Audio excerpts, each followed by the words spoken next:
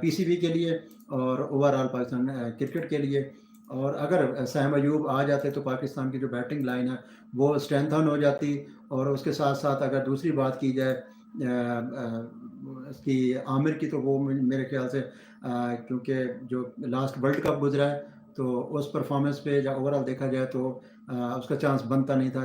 جو آڈینس ہے، جو شائقین ہے کرکٹ ہیں، جو لورز ہیں عامر کے، تو وہ یہی کہہ رہے ہیں کہ عامر کو اس ورلڈ کپ میں آئی سی سی چیمپئن ٹرافی میں ہونا چاہیے تھا.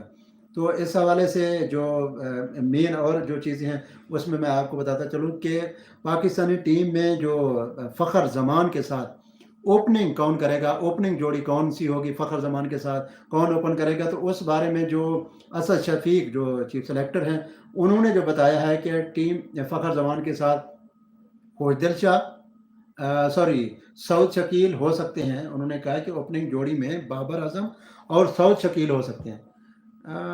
یار بابر اعظم کی تو چلو سمجھ آتی ہے، سعود شکیل کی مجھے سمجھ نہیں آتی کہ ان کو فخر کے ساتھ اوپننگ میں لانا کیا یہ بیٹر ڈیسیجن ہے، یا مجھے نہیں لگتا کہ اس طرح کا رسک پاکستان ٹیم لے گی. کیونکہ ایک سائڈ پہ آپ ہارڈ ہٹر بیٹر کو تو لائیں گے، دوسری سائڈ پہ آپ ایکسپیرینس پلیئر کو لائیں گے، خاص جیسے بابر ہیں. ٹھیک ہے سلو کھیلتے ہیں، لیکن اگر او ڈی آئی میں دیکھا جائے تو اس کا ٹریک ریکارڈ اچھا ہے، آپ اس کو اوپننگ میں یوٹیلائز کر سکتے ہیں. بیسٹ اس کے لیے پوزیشن جو ہے وہ ون ڈاؤن کی ہے.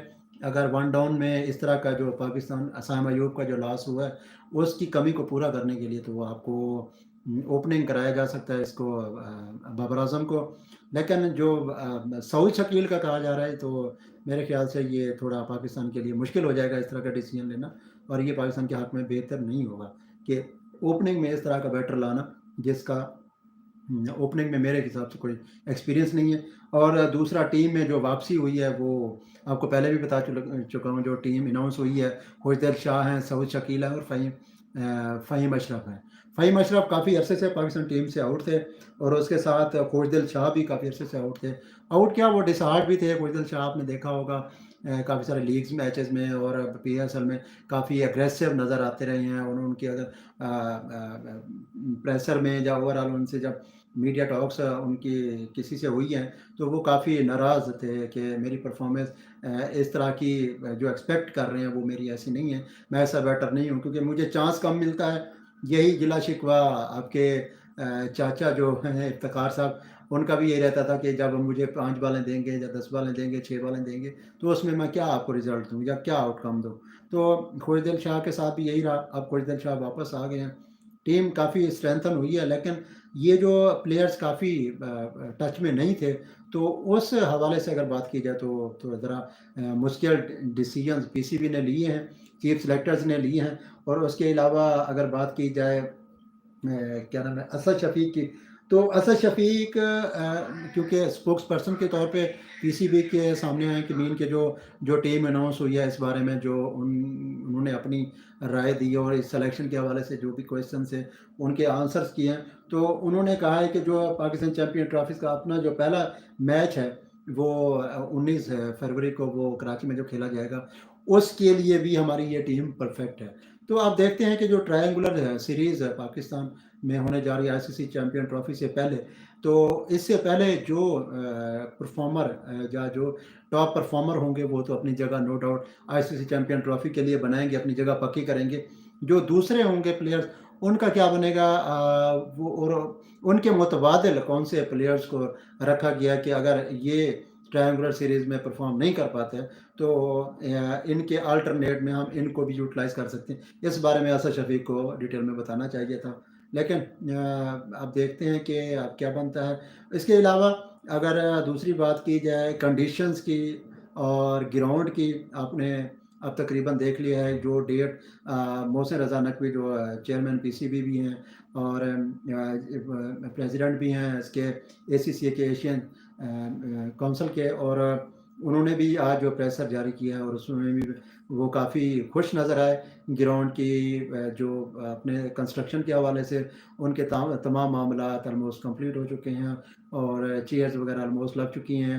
گراؤنڈس کے اندر بیٹھ کے اور ان کے بیک سائڈ پہ ग्राउंड ही का व्यू दिखाया जा रहा था कदाफी स्टेडियम का। ये देखें कि जो हमने एक टास्क या एक चैलेंज लिया था, तो ये देखें हमने उसको खड़ा भी कर दिया और कामयाब भी हुए।